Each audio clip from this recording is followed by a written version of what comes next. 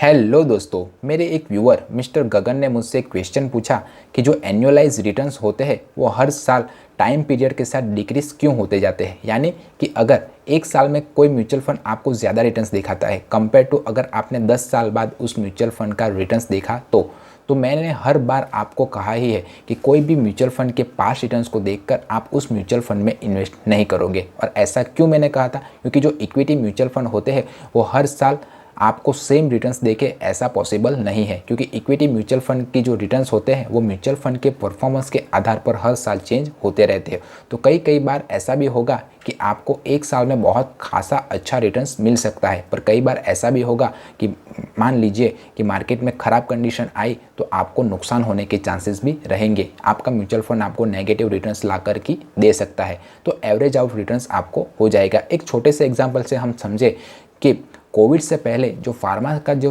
Fund होते थे, pharma के सेक्टर फंड, उसमें बहुत कम ग्रोथ आपको दिखाई देने को मिल रही थी। पर जैसे ही कोविड की सिचुएशन आई तो फार्मा फंड ने इतना अच्छा परफॉर्मेंस किया कि कई फार्मा फंड ने तो 100% से भी ज़्यादा रिटर्न्स अपने इन्वेस्टरों को लाकर दिया हुआ है।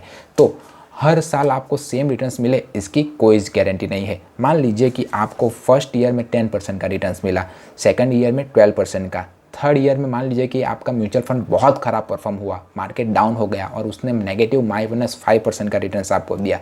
फोर्थ ईयर में वापस पाके ही आपने म्यूचुअल फंड ने 8% का रिटर्न्स दिया और पाँचवें साल में आपके म्यूचुअल फंड ने 12% का रिटर्न्स दिया। अगर तो एवरेज आउट रिटर्न्स हम देखें तो आपके म्यूचुअल फंड ने ऑल ओवर 7.4% का रिटर्न्स आपको दिया होगा। तो मेरी तो यही सलाह है कि आप किसी भी म्यूचुअल फंड में अगर अपनी इन्वेस्टमेंट को स्टार्ट करते हो तो लॉन्ग टर्म के लिए कीजिए। लॉन्ग टर्म से मेरा मतलब है 5 साल या उससे ज़्यादा के लिए, तभी कंपाउंडिंग इंटरेस्ट का इफेक्ट आपको अपने निवेश हुए मनी पर देखने को मिलेगा। अब आपको समझ आ गया होगा कि क्यों म्यूचुअल फंड में टाइम पीरियड के दौरान, यानी कि 1 साल 2 साल 3 साल जितना टाइम आप लोगे उतना आपके रिटर्न्स एवरेज आउट हो जाएगा। इस हिसाब से आपके रिटर्न्स में कमी आएगी।